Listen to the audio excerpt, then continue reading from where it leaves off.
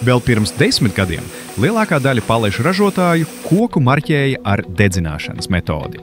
Šodien Eiropas rūpnīcas arvien vairāk pāriet uz tintes strūklas printeriem – ātrākiem, tīrākiem un daudz izdevīgākiem.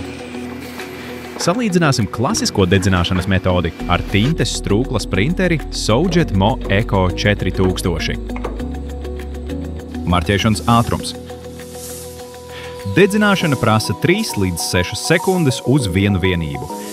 Tintes printeris to paveic 20 reižu ātrāk, tikai 0,2 sekundēs. Produktivitāte. Kamēr ar dedzināšanu var apstrādāt ap 1000 vienību stundā, Soujet printeris sasniedz līdz pat 10 000 vienībām stundā. Vienas marķēšanas izmaksas. Dedzināšana katru reizi izmaksā ap 1,5 centiem, bet ar Soujet tikai 0,2 centa.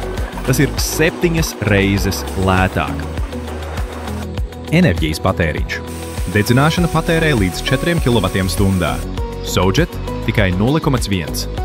Enerģijas patēriņš samazinās par vairāk nekā 90%. Uguns risks. Karstums un dūmi. Dedzināšana vienmēr nozīmē risku. Savukārt Soujet ir augsta, droša un tīra drukas tehnoloģija. Marķējuma kvalitāte.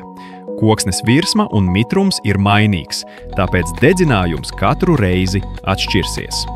Toties Soujet drukā vienmērīgi un tīri uz jebkuras virsmas.